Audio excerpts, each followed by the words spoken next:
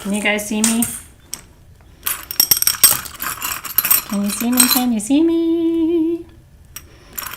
Can you see me? Can you see me? It's time today. What am I doing here? Yay, you can see me. Good, good, good, good, good. Hi, hi, hi. Just finishing my situation. Welcome in, everybody. Great. I'm so glad you're here. Hot diggity dog. Welcome to, so this is a bonus class. This is not part of your regularly scheduled programming. I do bonus classes if you're new on topics of interest to the collective. I've been doing a lot more than usual during this quarantine time because, candidly, because it's my desire to give us additional opportunities to connect. I know it's a time when a lot of us feel kind of disconnected and a little bit alone, and so we've been doing more bonuses than usual so that you know that we're here for you and to give you more to chew on. So, and I'm pretty sure that we've got the combined communities, right? Soul Shift and Crystal Masters here today, Alexis, I'm pretty sure. And that makes sense because this is not content that I think is just relevant to Soul Shift. I think it's relevant to both of our communities. So today's, in addition to being like a bonus class, it's also kind of like really important, critical baseline, I think, information for your practice. And we're not going to repeat last time. You know, this is part 2. That's so fantastic. So anybody new? Is there anybody who, I'm just curious, like anybody who's this is your first class ever with us? It'd be kind of fun to know and welcome you in. This would be a great first class, wouldn't it? I mean, if you're just starting, you're actually joining at a fantastic time. And if you didn't see part 1, Alexis will guide you to that. Yeah, this is part 1.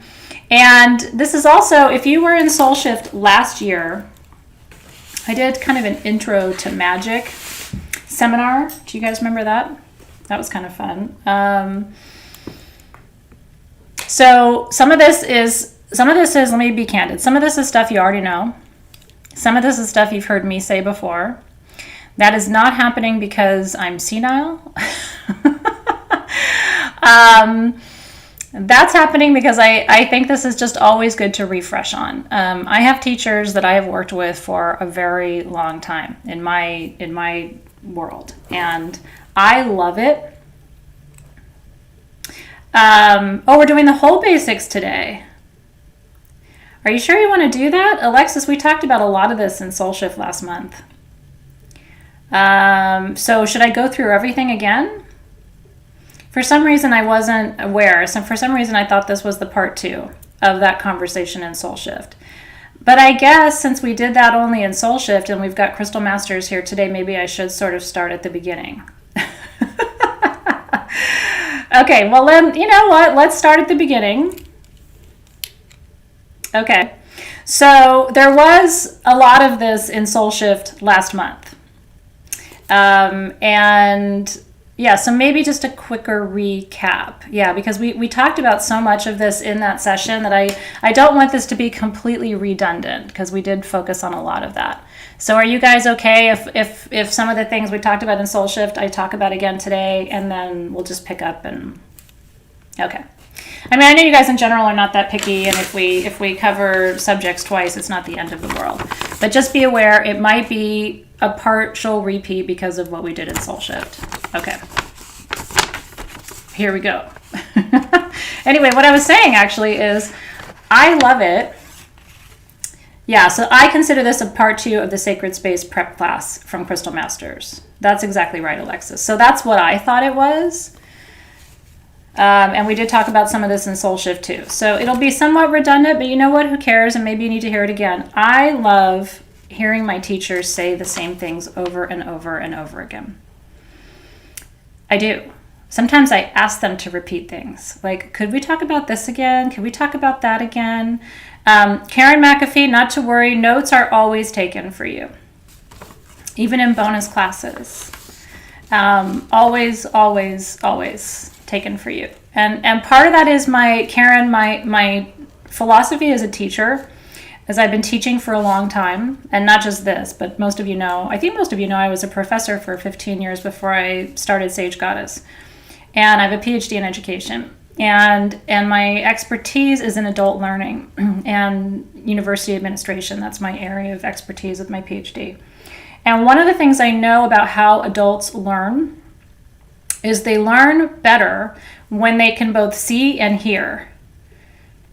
So if people are like this and they're taking notes the whole time and they're not doing a lot of this, the learning process gets interrupted because you're not receiving information through as many channels as you could be. Does that make sense? So when I was teaching college students and they never looked at me. I would look across the room and everybody's face was down and their head was down and they were taking notes, which notes are great, but most of the time they didn't go back to their notes, first of all. And second of all, there's a lot that gets kind of lost in the translation. So part of my teaching philosophy is I don't think you should have to take notes. I think that should be something that we give to you. And I think the result is that you get a more enhanced learning experience where you get to really be present. So learning by seeing and learning by hearing is really important to me as a teacher too. Yeah, it was true. And Scout says some kinesthetic learners have to take notes, but I'm a kinesthetic learner that has to fiddle. Here's the thing. If you're a kinesthetic learner, I still don't want you to take notes. If you want to sit and doodle and draw pictures and that's how you process, that's fine. But I still find that even for kinesthetic learners who need to be actively, writing or doing something while they're learning, I still think it's better for you to be doing something else. Let your brain drive that process versus having it be the notes. In my experience and in my opinion, just my 2 cents. And again, if you want to take notes, you are welcome to take notes. Of course, I'm not going to prevent you from doing it. But I really do. There is something about the eye contact that we make that I think is also important to some parts of your processing and your learning.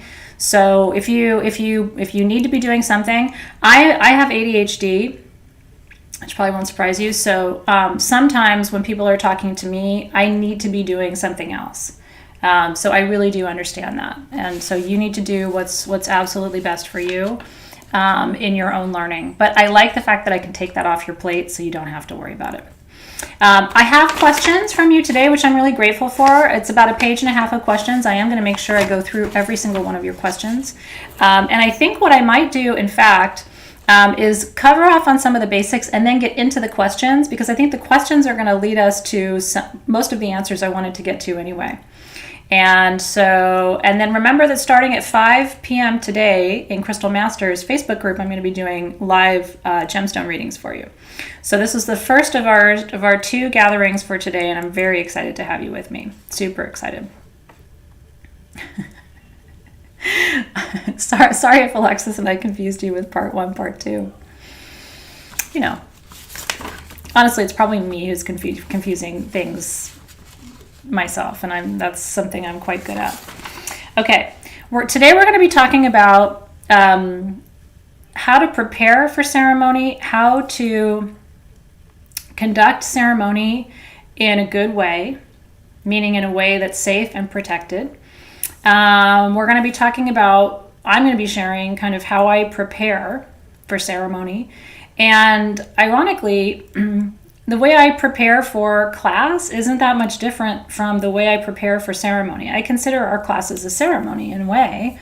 But I don't open a circle. I only open a circle when I'm going to be raising what they call a cone of energy in pagan circles. I'm not pagan, but I was trained. My first training was as a pagan high priestess. I left that program before I was initiated for reasons that we can talk about if you want, but aren't really relevant to our conversation today. My faith tradition didn't really line up well with a strictly pagan path.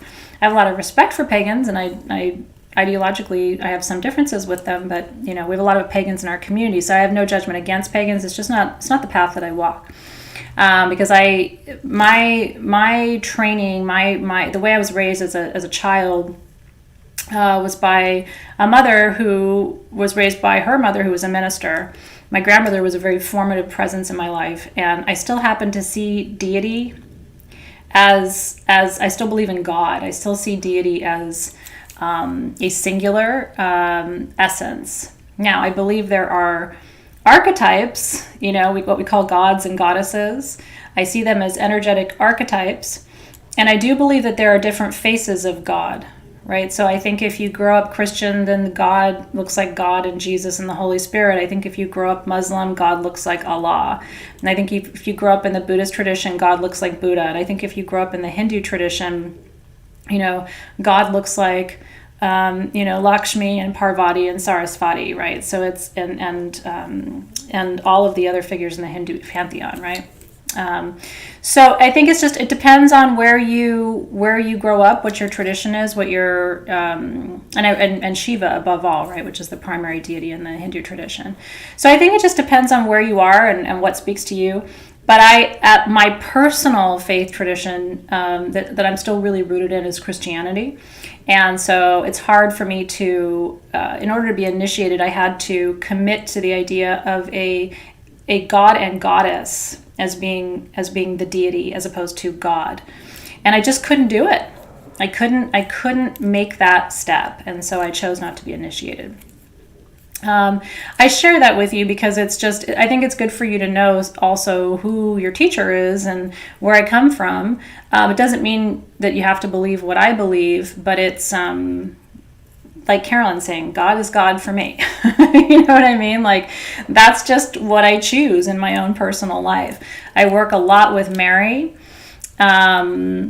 And find her to be a powerful force in my own life. I feel her presence around me all the time. And so, my husband's Jewish. So, we are raising our children to have these interesting conversations, right? Because I believe in Jesus Christ, but, my husband does not, right? By virtue of his faith and the way he was raised. So religion is a complex process. Here's what I'm going to say about it. Ready? And this is important because it's related to everything that we're going to be talking about today.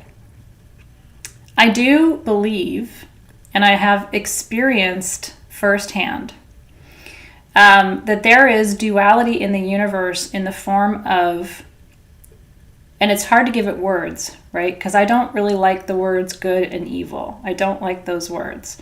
I'll tell you why. Good feels like a judgment, doesn't it? Like if you say, oh, she's good, or she's a good person, it's like, I don't know what good means. And so by extension, I don't know what evil means, really. Do you know? So I pull words apart, and I probably read too much into everything because my undergraduate degree, I was really trained as a linguist. My bachelor's degree is in comparative literature, but most of my classes were in linguistics. And so I struggle with words sometimes. Light and dark, is better for me a little bit. But then light becomes associated with good and dark becomes associated with bad. And I don't think all of the forces that you would call dark are bad. Because I think there's inside of us is light and dark, right? So I think every person has some light and some dark in them. I see your comment, Brittany, but I want to tell you, I don't want you to be scared. I haven't heard the video yet, by the way, but there was a weird sound in a previous video from the SG headquarters a couple of years ago. And I brought it to Dave. There's actually like a very technical explanation for when things like that happen. Not that I don't believe in energies and entities and things like that, but I also don't read too much into sound stuff on video because there's actually a technical explanation for it. It's hard for me because I'm a spiritual person, but I'm also a scientist. Do you know what I mean? And so sometimes you have energetic experiences, but then there's sort of very specific technical explanations for why things happen too. So anyway, I just don't want you to be too concerned about it. Okay, so positive, negative is another way of thinking about it too. It's true. Leslie said we come from darkness, we come from the womb, right? So here's what I want to say. Inside of all of us is light and shadow, or light and dark, right? Oh, interesting. That's interesting to hear your perspectives on that. I haven't heard it yet, so I'll go and take a listen to. I like that. Danielle said light and heavy. Here's the distinction I'm going to make. Are you ready? There's light and dark inside of me. I have a shadow. I get mad. I get angry. I get frustrated. I get judgmental. I get shitty. I get moody. I get resentful. I get jealous of people. I get jealous of things. I get all the things, right? There's a difference between that and what we might want to call evil. Okay, there's a difference between those two things. So when people say, oh, I live in the light, I don't live in the dark, it's like, yeah, but you kind of do, right? You get super pissed, right? Come on now. But I don't indulge evil. I don't indulge, and the thing is, I know that evil exists. Does that make sense to you? And that is what you want to be careful of. There is an extreme darkness in this universe, and it's real. And like I said, I have encountered it. Part of the reason I am so particular about the way I teach you and what I teach you and how I teach you is that I've been face to face with it. And it's not an experience I ever wish to have again. And after that experience, I absolutely declared once and for all where I stood. And I'm pretty out of the closet. You know what I mean? Like I think anybody who works with me, I think you guys know it, right? If somebody said, is Athena, does she believe in God, or does she, I think you know the answer. So I'm pretty out of the closet. I have committed, and this is an interesting thing to tell you. The last time I told that story, my spirit guides really got on me. And then in ayahuasca, I figured out why. My spirit guides got on me the last time I told that story, not to ever share it again. And in ayahuasca, I sort of was curious about why. You know what I mean? Like, why? And so ayahuasca showed me, this was maybe a year or two ago, that when you talk about things, right? Like, I don't even think people should talk about their illnesses too much. I don't think they should talk about I try not to talk about my MS too much. Like, you revive, right? When you talk about things, energetically, to a certain extent, you relive it. You sort of open a door and you give it energy. That's right, Sylvie. And I don't want to, that experience was so real and so life altering for me, because I think we grow up and we wonder, like, are those things real? Is that really real? Was my grandma really warning me for all those years about something real? Is it really, really real? And then when you come face to face with it, you're like, holy shit.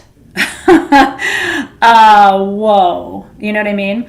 So it's not a story I will share with you today, or honestly, probably not ever again. But suffice it to say, it was enough to completely change my practice, my commitments. It's the reason why I'm sometimes probably like an overbearing mom with you when I tell you about how to do this, because the only thing that stopped that thing was the name of Jesus Christ. And then it stopped. And so that's why I will tell you, like, the one thing I can tell you, I'm turning 47 next month. Even if you stopped seeing me today, and then all of a sudden 30 years from now, you saw me, I guarantee you I will still believe in Jesus Christ. Because I saw what saying the name, I saw what saying those two words does. Now again, that's my experience, right? That is simply my lived experience. If my husband doesn't really believe in Christ because he's Jewish, right? He doesn't believe in Christ as the Son of God, right?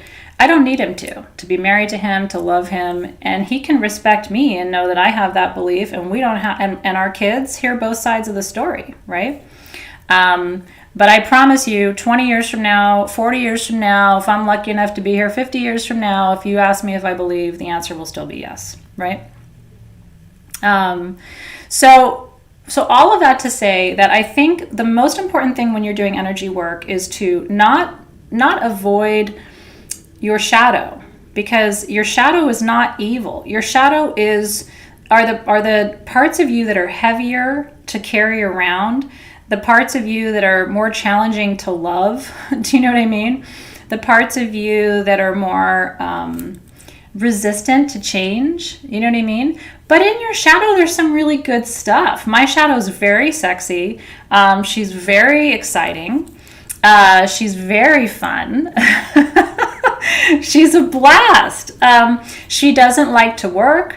She doesn't like to follow rules, but she is extremely exciting to be around, right? So we have to indulge our shadow and work with our shadow and integrate our shadow, and even the parts of it that you don't like so much, right? Like I don't like getting mad, and I don't like being resentful, and I don't like being jealous, and I don't like being shitty, and I don't like being petty, and I don't like being, all of those things.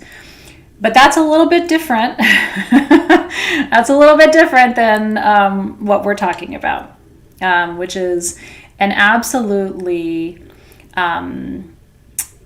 destructive force in this universe that does exist. So the reason we work with tools like selenite to open a circle before we raise energy is that when we...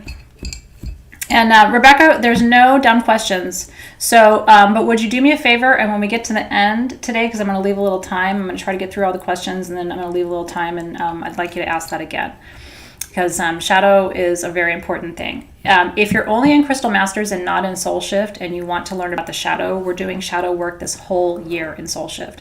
So if you ever want to upgrade, you can. Between Crystal Masters and Soul Shift, you can upgrade and downgrade.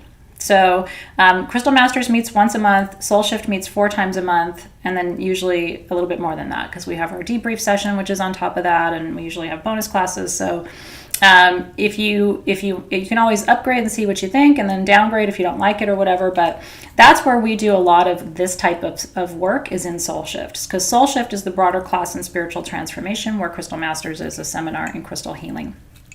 So that's always yours to consider, and no pressure. I mean, I made it an open door kind of for you so that it's easy, and all you have to do is you can do it on your computer in your account. You can switch your level, so it's easy.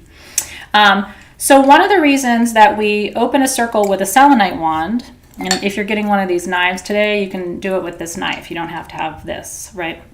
Or whatever form of selenite you have. You can use a selenite stick. Is when we do ceremony, we raise what's called a cone of power, okay? And I like that phrase because it kind of describes to you what's actually happening. When you open a circle and you call in the guardians of the 4 directions, you start to, what I say, coagulate energy. It starts to gather from the north and the south, and gather from the east and the west. And it creates this sort of building cone of energy. And because the universe is truly dual, all the way from extreme light, which is Christ consciousness, to, or however you choose to think about it, all the way to extreme darkness, which is absolutely purely destructive evil. Because both of those things exist in the universe, when you start raising energy, if you don't do that in a tight container and you start calling in energy from all directions, you don't know what you're calling in. When you open a circle with intention, and you do it with selenite, which is, selenite is just white light. It really, really is. You can open a circle with quartz too. It doesn't matter. It's the act of opening a circle more so than the stone you're using, although selenite kind of reinforces what I'm talking about. But what you are declaring is what is allowed in and what must stay out. And that is so absolutely important. And part of that is your heart and your intention. Part of it is, and so you have to set an intention every time you do ceremony. Part of that is the physical act of opening a circle. And again, you're only doing that when you're raising energy, when you're gathering energy for a purpose, for a Lammas ritual, or for a full moon or a new moon, right? You can just call in your white light, but it's my practice to open a circle. I just do it. It's how I was taught, and in fact, I don't have a single teacher who doesn't open a circle. I've never actually worked with a teacher who doesn't physically open a circle of some kind, with some kind of tool. I do have one teacher who only uses her finger, and that's okay too. Your finger's a wand, right? So, and sometimes you're going to be out and about and want to do ceremony and you're not going to have your tools. So what do you do then? If you're just meditating, like when I'm meditating, I do not open a circle. But I'm not gathering energy. For me, meditation is me trying to shut up and listen. I'm not actively doing anything when I meditate. In fact, I'm actively trying to not do anything. I'm actively trying to create a space for my guides and higher self to talk to me and to get out of the way so I can actually hear what they're saying. So that's the reason I don't see meditation as something where I'm trying to raise energy. To me, it's almost kind of the opposite. Because during ceremony, I'm thinking, I'm focusing, I'm setting intentions, I'm acknowledging, I'm moving the energy, I'm sensing the energy. I'm very active in the process of ceremony. Whereas for me with meditation, I'm trying to become as still as I possibly can and stay out of the process too. Plant medicine one-on-one journey, always open a circle, right? Because especially with plant medicine, you're moving out of the dimensional boundaries, right? And so you have even less control in a plant medicine environment over the energies that come in and go out. So it's very important when you're doing plant medicine the way you are, Rochelle, and especially one-on-one with people, that you open a circle. Very, very, very critical. This is good. Do you open a circle when speaking to your spirit guides? No, because I talk to them all day long. I literally talk to them all day long. Where are you guys? Come on in. All right, Holy Spirit, I'm going to need you over here. We got to clean up on aisle 3. Has that ever happened to you? Ding dong, guess what? Need your help again. I was feeling sad this morning. I went through this quarantine process, I have these waves of feelings that come up, and I just was so sad this morning. I made the mistake of watching a little bit of news, and holy shit. I mean, I will not do that again. I don't know what I was thinking. I absolutely have a commitment not to. And I watched a little bit and then just got so sad. And it was just I literally was like, all right, Holy Spirit, where you at, higher self? Yeah, so I talk to them all day long. And so I don't open a circle for that. Can you talk to your spirit guides about how your spirit guides told you not to talk about your experience? How did you know not to bring it up again? Katie, it was on me like I can't even describe to you. It literally, it was through my whole body, you shall not speak of that again. It opens a door. It opens a door. I don't know how else to explain it. I know it's probably not making a lot of sense, but it was so clear to me. Almost the way a parent would say, you do that again. You know what I mean? It was almost this sense of it felt like a warning almost that if I kept talking about it, you know what I mean? That doorway might reopen. There was some kind of feeling like that. And so I literally I've committed. I don't think about it. I don't talk about it. What I've told you during this live is the closest I've come to talking about it, actually. Yeah, it gives it attention. But and in this conversation, I am being as candid and transparent with you guys as I can be. You know what I mean? And again, this is my experience. If you've had really bad experiences and you want to talk about them with people and you feel good about it, I wouldn't judge you. I really wouldn't. If you were look, it helps me to talk about it. It helps me to process it, I would never judge you. And, and would support you even if you felt the need to continue to talk about it. But just for me, it was so obvious. It was whoa, that needs to be it. And that's it. And we're not doing that anymore. Nowhere is it written down. I didn't journal about it. So I probably would have gone back and destroyed that too. Nowhere is it written down. I have shared it, in classes before, so it's recorded in different places, but I just feel like I've let it rest and I've moved on from it, and yeah. So we're going to go for probably another half an hour or 40 minutes from now, and then we have our live readings. Is that right? Yeah, we have our live readings at 5. Yeah, so thank you. As Scott says, a lot of you understand. You've been through similar situations, and so. Okay, so this is why we open a circle.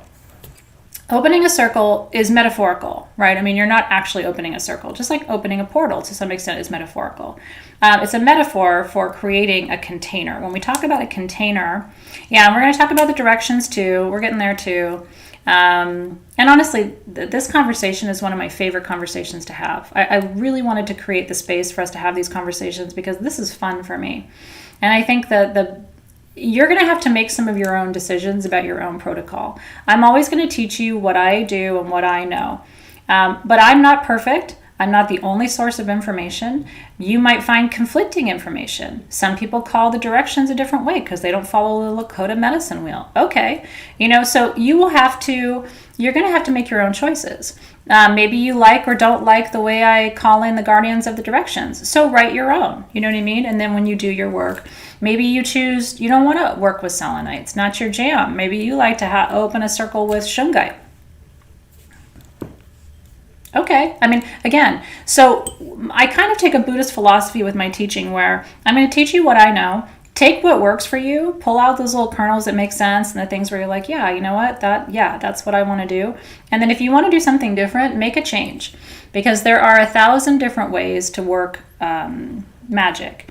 But there are some guiding principles that I think are very important for us to kind of all be aware of. And that first one is a big one. It's a little bit of a deal breaker. And I do think in the past, there have been people I had one woman who joined programs and left programs because of where I stand on this subject. And it was better for her to go, frankly, because I don't think anybody who really wants to work with that deeply disruptive energy, there are people who do consciously work with those energies. You will meet them in your life. I wish them well on their way, but this is not a really easy place for them to be because it's so contrary in terms of the intention and in terms of the direction and in terms of the focus. This is not an easy place for those people to stay. So, and there have been a handful of them and they've made their choice to go.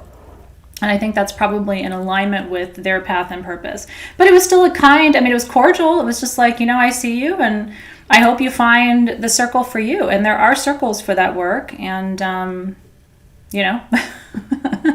be well and enjoy. It's just not energy that I choose to entertain. Yes, this is how soul shift classes are. So if you like it, great. And if you're like, oh God, I don't know if I could do this 4 times a month, then soul shift probably is not, it's not for you. Do you open circle when you work with your God and goddess, such as setting altars and praying to the God and goddess? So when I am setting up an altar, I do tend to open a circle. If I'm making ceremony out of the process, okay, I haven't set up an altar in quite a while. Most of my altars are set. And then I do close the circle when I remove everything from an altar. Like I'm about to take down the Sage Goddess classroom, which is really hard for me, but we're moving. And so I probably have a dozen altars in that classroom. If you've been there, A lot of you have been there because we've had our Soul Shift retreats in there.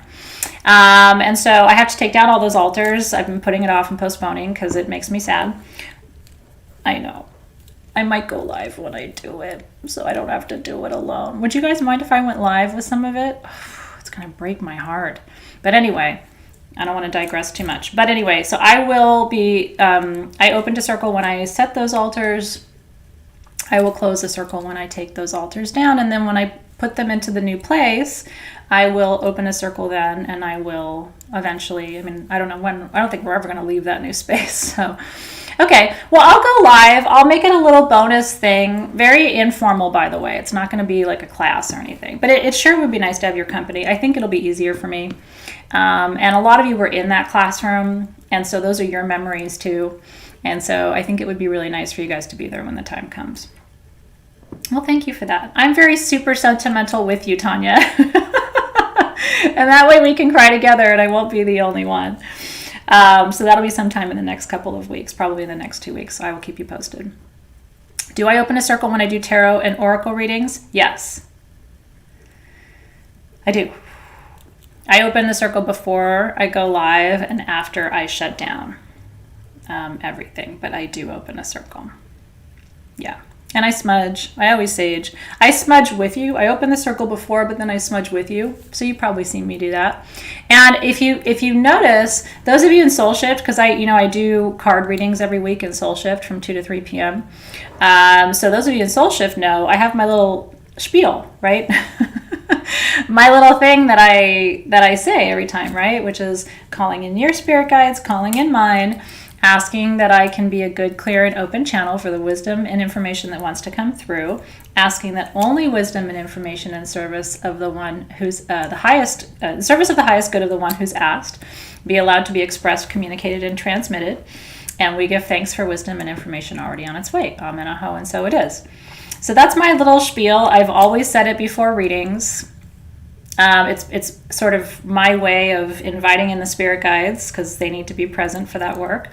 To me, any kind of divination, Asta, whether it's pendulum, oracle cards, I've been working with that fun little dice, the die that we had with the symbols on it. Any kind. If I'm doing readings for myself, though, especially if it's a quick reading, sometimes I won't, but most of the time I still do. And sometimes I'll just use my finger. Like if I'm just asking a quick question of my pendulum, like checking in on something, I'll just do a little quick around with my finger just to make it easier. Yeah, and it's interesting to read your process too. Like Casey's saying, he opens circles when a client gets there, so their energy's in the moment. Yep. Carla says she's been opening circle before starting work and when finishing. It just feels good. Here's what I want you to know. This is the number one thing I want to tell you about this. You can't overdo it. Some of you are like, I don't want to abuse it. And I really appreciate that because you're cautious. You're like, I don't want to abuse it. Can I open circles too much? Am I opening too many? I mean, I think if you get weird about it, right? Like I'm going down the stairs and now I'm going to open a circle and I'm opening my window and now I'm going to open a circle. Like you don't want to get weird about it. But if you are calling in energies, right, from different sources, different directions, for different purposes, and especially if you're working with other people and their energy, I think it's good to err on the side of caution, right? And again, you will be somewhere without any tools, and you will have to do ceremony. I promise you this. This is why I always tell you, tools are nice. I love having tools. I like pretty things. I bring you pretty things for part of my living, right? You need to know how to do ceremony with no tools, or you will get to be in a pickle somewhere where you're sitting in an airport or you're somewhere and you got nothing. And so you need to have tools like your finger and a necklace that will work as a pendulum, which my magician's pendant is an excellent dowsing tool. Very, very effective. I love tools, but you will end up without them somewhere. And you need to know what to do as an alternative because you don't want to be in a position where you got nothing and now you're like worried, right? So your finger's good. Wear a necklace. Try to find a necklace you can wear all the time. I mean, I hate to tell you that you should wear necklaces and jewelry. I don't think you have to wear a bunch of jewelry. But I think if you can find one necklace that you wear most of the time that could function as a dowsing tool of some kind, that would be really, really great. Yeah, we made miniature versions of our selenite wand. We're also trying to work on something for Soul Shift for the end of the year. So stay tuned. Tools are great, but eventually you're going to have to do something without them and you got to know what to do. So you can open a circle with shungite. You can open a circle with quartz. You can open a circle with selenite.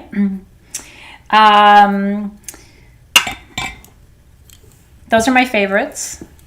It's not to say you can't open a circle with other stones too. Those are just the ones that I love, I had made a replica of this because this wand was $1,000. And so this was just kind of cost prohibitive. But I made a replica of this and we're hopefully getting more of those soon. I'll keep you posted on that. So, and then the next most important thing is smudging. Smudging tools, I just wanted to show you really briefly. One of my favorite smudges, did you guys see the the Soul Shift tools for August. Did you see them? You're getting 3 different kinds of copal. You're getting the dark copal, the light copal, and then the mixed copal. Did you see it? Because I wanted you to have a copal sampler. I'm so excited because we're doing Aztec healing next month in Soul Shift. So copal is one of my favorite resins. And I wanted you, there's a slightly different energy, different scent, different situation with all the different kinds of copal from Mexico. They're super, super beautiful. You're going to be so stoked about yours. I had these beautiful black bowls custom designed with a gold rim for our Aztec healing ceremony, and there's an obsidian wand in there. It's a really good kit.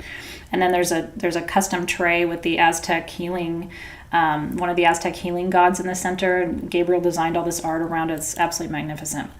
But that's not what I want to talk about. So copal is one way that you can smudge without burning white sage or Palo Santo, because some people don't like white sage, don't like Palo Santo.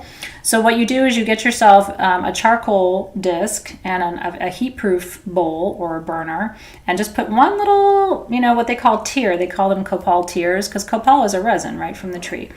And then you just put one little tear, one little ball of your copal onto that charcoal, and that's all you need. There are others too. I don't know if I'll be able to show you this. You can actually I imported this from Persia, from Iran. This is labdanum. You can actually find, this is actually pure labdanum from the cistus tree. Now my fingers are going to be all sticky, but it's really sexy. But anyway, you can also find pure resins like this, and then just peel off. It almost looks like fudge or poop, but this is not poop. This is the best poop on the planet. And oud, of course, is another really sacred smudge. One of the things people don't know, I may have to text Dave to give me a little something to clean my hand off with, because this is I'll just not move my hands for a few minutes. One of the things people don't know about oud is a medicine that the agarwood tree secretes when it's sick to heal itself. And so the agarwood tree is the rarest tree in the world. The oud is what it secretes out of itself to heal itself. It's its own liquid Band-Aid, and it actually literally heals that tree. And so that's what oud is, and that's why we work with oud, because if it can heal the rarest tree on the planet, what do you think it does for you? And that's why it's also the most expensive incense in the world. It took us 6 months to get our oud in stock. And that was like working on it almost every day, because it's almost impossible to get. There's actually a black market for oud. It's so rare and so hard to find. So burning, once you've opened your circle, it's really important to smudge. You can smudge before you open your circle. You can smudge after you open your circle. You can do both. Doesn't really matter. Again, I don't think you can over smudge unless you get weird about it, and just don't get weird about it, right? When you get your oud, because we have it in stock right now, when you get it, you're going to fall in love with it. And it lasts you forever because it just takes so little. You know what I mean? It's like this little ball of poop that I showed you. I just stuck to my computer. That would be enough for probably half a dozen to a dozen burns.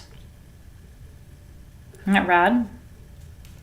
Takes so little. Now I've got poop on that finger too. I'm a mess today, man. It smells so good though. What's the difference between the oud and the rose oud? The rose oud is infused with rose oil, essential oil. So that's the only difference. And then there's an attar. The lily oud is infused with this Indian attar, this Indian lily attar. So incredibly beautiful. So it's like an extra little layer of scent. I don't know if the Soul Shift tools for August include charcoal. Alexis can check on that for you. Okay, I'm going to dive into the questions now, because the questions will lead us into, for example, the 4 directions. And a couple of you had questions about how to call the 4 directions, and I want to get into the questions. So Scarlett asked, what stones are your top favorite to put in kids' rooms after a clearing? It's a great question. I love smoky quartz for kids' rooms. I love sodalite for kids. I really like agate. Agate is protective. If you look back at the Bible, there's not a lot of crystals that are mentioned in the Bible, but agate's one of them.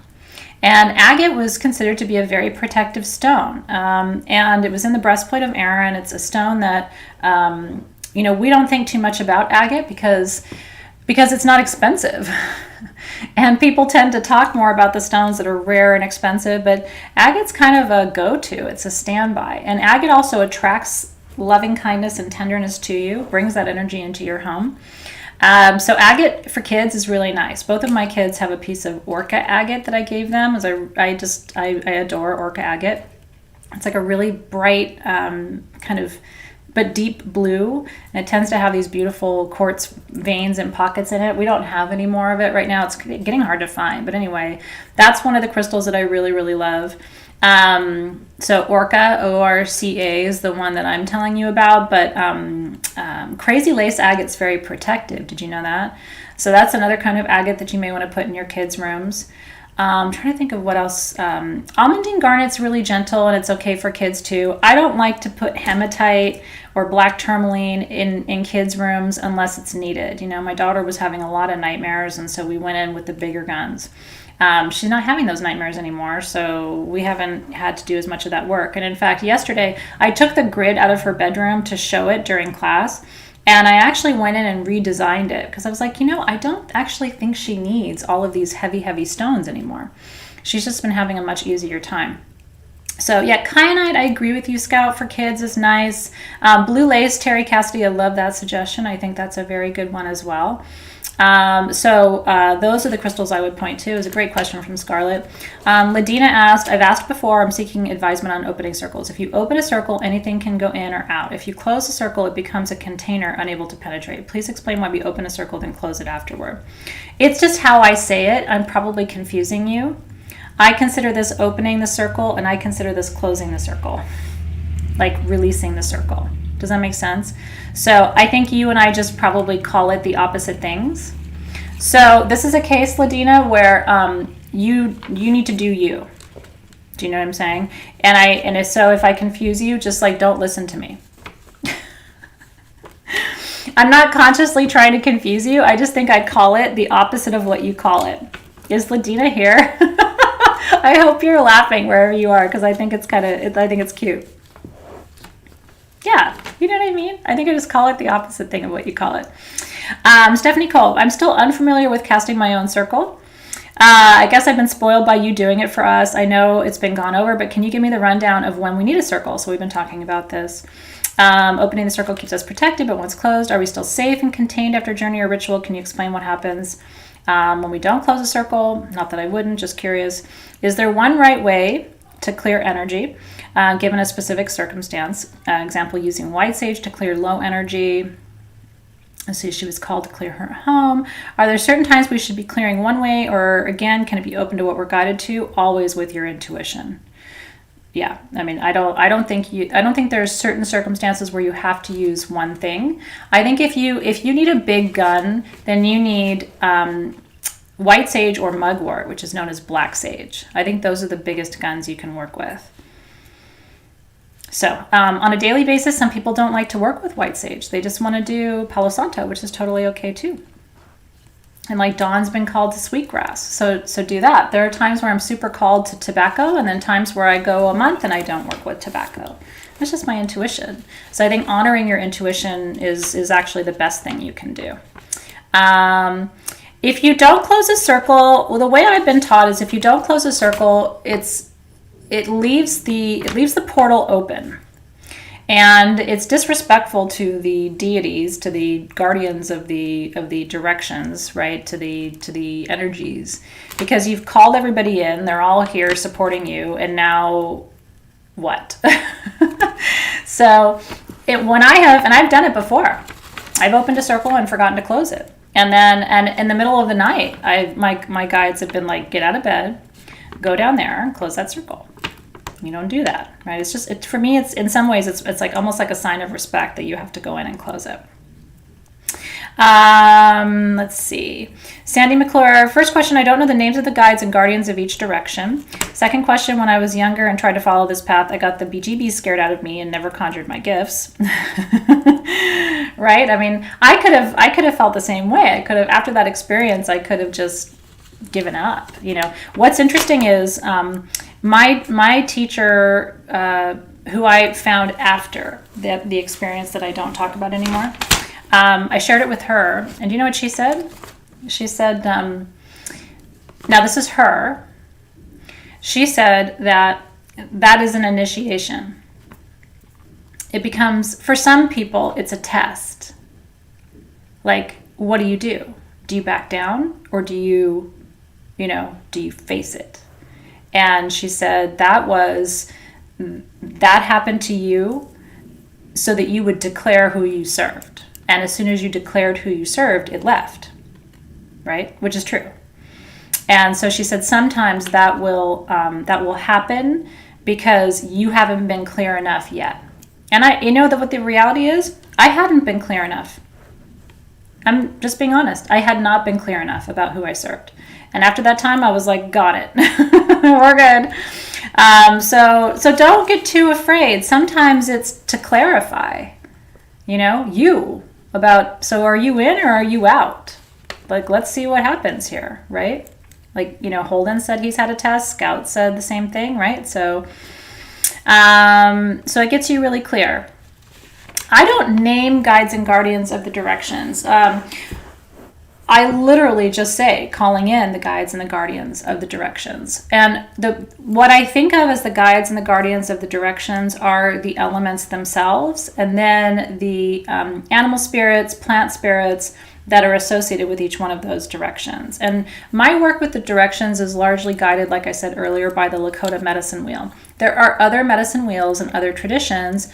There's a shamanic wheel, for example, that reorients I can't remember if they put Earth is south, and it's reoriented. So that's why I always tell you, I work with the Lakota medicine wheel. And so when you hear me call in the directions, I begin in the east, which is traditional to that pathway. I begin in the east, which is air. And that's where you have eagle and condor and sort of the high-flying birds, right? And then in the south, right, which is fire, which brings in the southern guides, jaguars in the south, snakes in the south, creepy crawlies are in the south, right? All because sometimes we do consciously work with, scorpion medicine, for example, is in the south, right? And then in the west, which is water, then we start to work with the finned creatures, right? We work with dolphin medicine in the west, we work with whale medicine in the west. And then in the north, we work with the guardians of earth. And those tend to be the big, slow-moving creatures, the elk, the moose, and deers in the north, too. And then now I want to explain this without making it too complicated, so go with me for a second. That is what we call the horizontal plane, okay? There's a vertical plane. Think of it as the X and Y axis, if you will. Okay, so on the horizontal plane, we have north, south, east, and west. On the vertical plane, we have the upper realm, the middle realm, and the lower realm, or the upper world, the middle world, and the lower world. They have their own guardians, right? So the upper world, you want to think of that as I call it the angelic gateway, the Akashic gateway. That's above the soul star, right? You can refer to it as the heaven gateway, right? And the middle world is where you and I are. The middle world is your communities, your families, and sometimes it's kind of nice to acknowledge that there are guardians of this planet, right? Like the living aspect of this planet, the guardians of nature on this planet, for example, across the horizontal, that includes everything. But I try to focus more on the heart space in that middle world, thinking about my heart connection to your heart connection, right? Was it really? That's awesome to know that, Holden.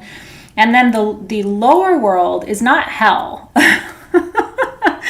I probably wouldn't be able to convince my mom of that, but it is not hell. It is, some people consider it to be the center of the planet. The lower world is where we go during shamanic journey, like traditional shamanic journey, right? And it's where the minerals grow, and it's where your bones are decaying, right? All of those past lives you had, all those bodies that you inhabited that are buried, it's where all your old bones are. And we've journeyed down to the lower world together before, right? And gone through, I've taken you through crystal caves and then you encounter, the deep earth creatures, right? We've talked about that. And the crystalline grid, that's exactly right. I mean, there is a crystalline grid that connects all of the planetary vortices, and it's underneath your feet. It's the Earth star, right? So it gives me chills. Like I've been talking to you now about so many magical things. This is the first time I've gotten like full chills up my spine. Like that's one of my favorite places is the lower world, right? So, and that crystal journey was something else. We should do it again one day. So that's what we mean by the lower world. So that's the vertical gateway. So when I'm doing ceremony with the public, I usually just do a 4-direction calling. Sometimes when you and I are doing elder council and things like that, I'll do a 7-direction. Again, it's like, it's kind of tying up all the ends. You know what I mean? It's acknowledging that there are multiple planes of reality, right? And it's fun to think about all these different dimensional spaces and how they're inhabited differently by these different sort of forces. So thank you, Sandy McClure, for the question, because I think it gave me an opportunity to clarify some of these things that I think are so important for us to talk about. And got to have the chills for a second, which is fun. Brittany Blessing, the best tools to have with you to conduct and protect yourself while doing a circle. So let's talk about this.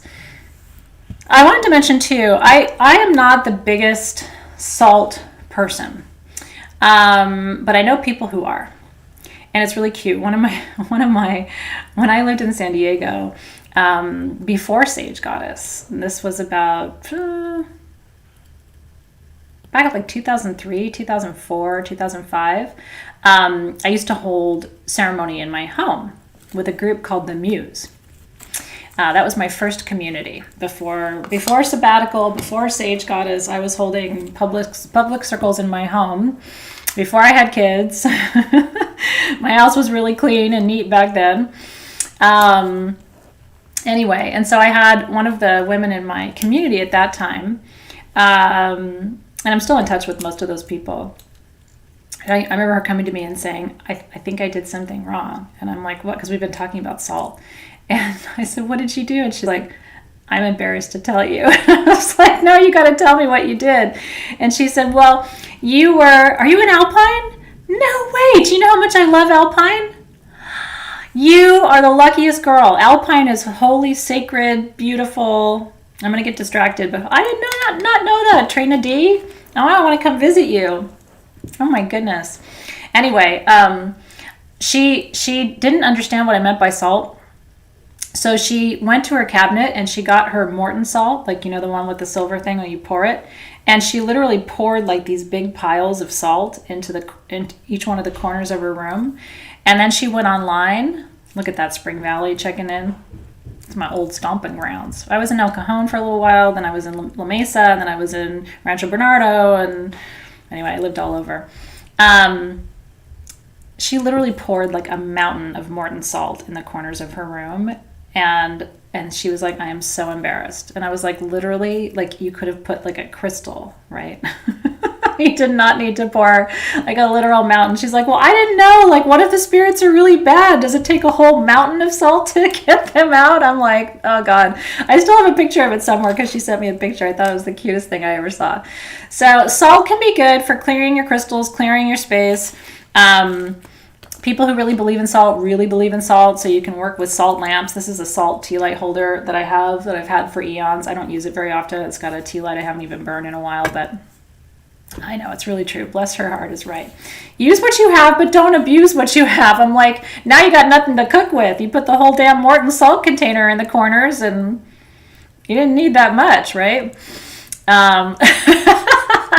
Look, there was probably a time in my life too where I would have done the same thing. So far be it for me to judge. We both laugh about it now because I'm still very close to her. She was my lactation educator when I had my kids, so we've had a long relationship together.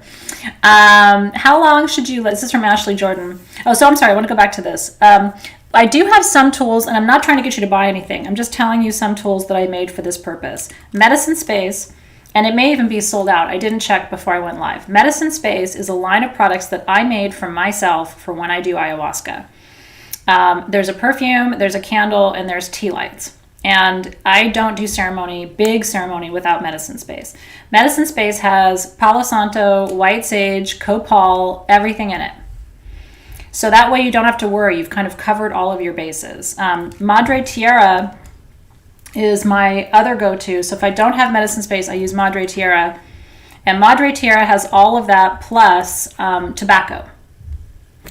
So if you want to know, like, if you were only ever going to get one Sage Goddess perfume, like, in your life, I would probably tell you to get Madre Tierra.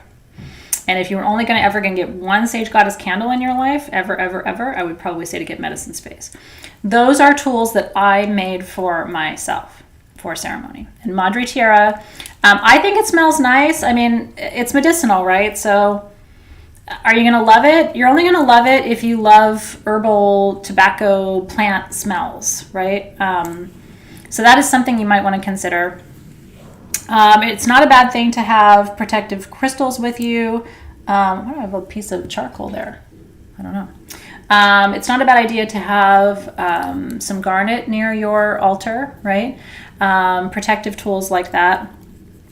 Selenite, honestly, Brittany, even if you only have selenite and some white sage, you got enough. And sometimes it's good to have less. Do you know what I mean?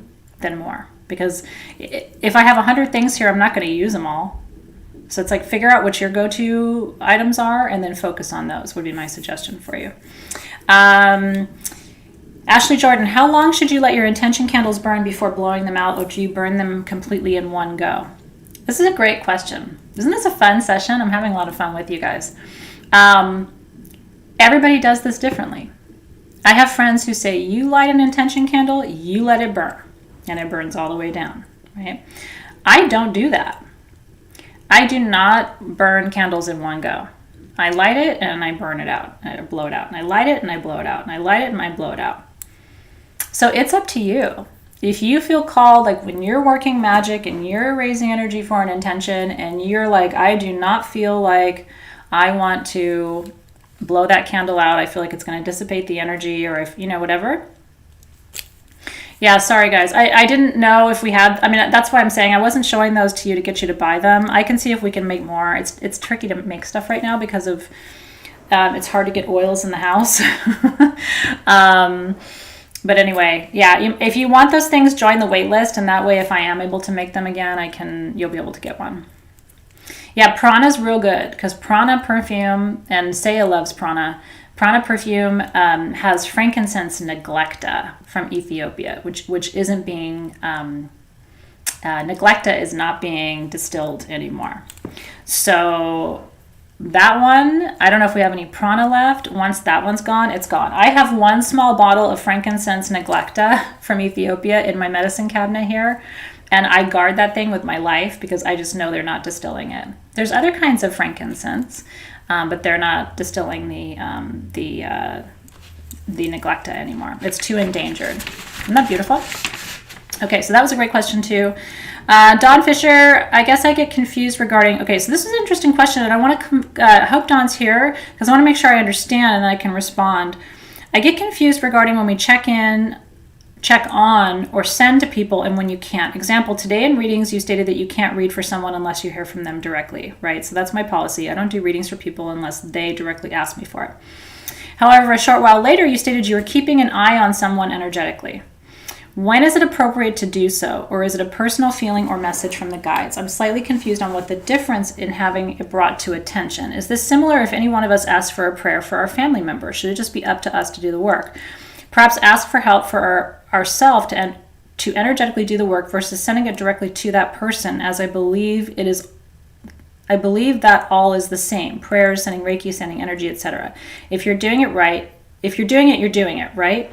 I get the same confusion when we raise energy in the circle and send it to every person on the planet, even if it's for the highest good. Aren't we still directing energy at them that they didn't request or even send to us? Hope that is helpful. I'm still confused. So I'm gonna try to answer this as completely as I can. When I energetically sort of keep an eye on someone, it just means I'm looking out. Do you know what I mean? I'm not trying to call them in or get them to ask for a reading or anything like that. It just means I'm noticing. Noticing is different from interfering in someone's energy. When we send energy out to the planet, my intention is always that it goes where it's needed and that those who are open to receiving it receive it. So it depends, it comes down to your intention, is my answer. It's a great question. It comes down to your intention. My intention when I send energy to the planet is not that it is forced on every living creature. My intention is that it kind of goes out like this, and then some people are going to be out there like feeling and looking, and then those who are with their head down who aren't, it goes right over their head. Do you know what I mean? I don't think, like if I were to send energy out to the whole world right now, not everyone's going to receive it. But that's partly because it's my intention that it only goes to those who would need it or who would be ready or willing to receive it, right? So when I pray for the world, for example, I'm not saying now everyone will open their ears and hear me and receive this and do as I say. You know what I mean? Like I'm not trying to like. Now there are people again who do that work, who consciously try to manipulate will, and their intention is that everyone will receive it, whether they want it or not. And I'm saying that's a line I just don't cross. And that's why so let's just say someone named Barbara says in the feed, please read for Joseph. My answer is, if Joseph wants a reading, Joseph has to ask for a reading.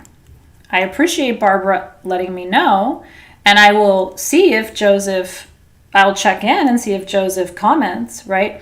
But until Joseph says, I would like a reading, and I see that and connect with that, it's in my practice, I don't read unless I see that. Does that make sense? So part of it is intention. Now, it's a great question about praying for people.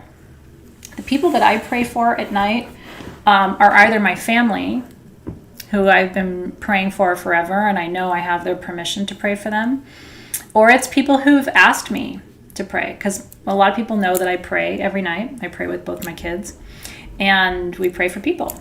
And so I have had people write in and say, would you mind just mentioning me in your prayers?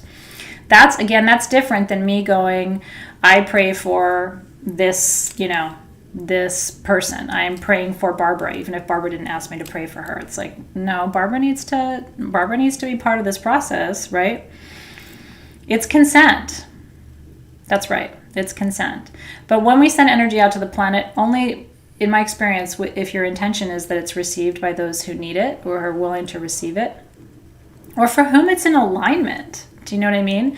I mean, the reality is, and I'm sure you understand, some people don't want to be healed. Some people don't want to be protected. They don't want it. Some people are very, very served by being ill. I know some of those people. And if they weren't sick, they wouldn't have anything to talk about or think about. I mean, I think some of those people would they would have a very hard time being physically well. And at least one of those people I'm thinking of would admit that to you. Because that's what that person likes to talk about. It's what they like to think about. It's kind of the center of their world. And so if I was to say, well, would you like me to pray for your healing? I think a couple of those people would be like, they wouldn't even know what that would look like. Do you know what I mean? So that's why that might sound really weird to you, but that's been my experience. Some people are really served by not being well because of the attention they receive, because of the people it attracts to them who also will talk to them about those things. Do you know? So anyway, those are my thoughts on that. And Dawn, I don't know if Dawn's here, but I hope I answered your question. And if I didn't, ask it again, because I really do want to answer it for you. If I didn't do a good job, you can let me know and I'll I'll try again.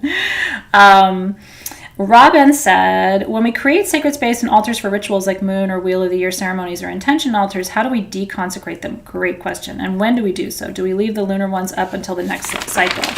So traditionally, yeah, it's a fantastic question.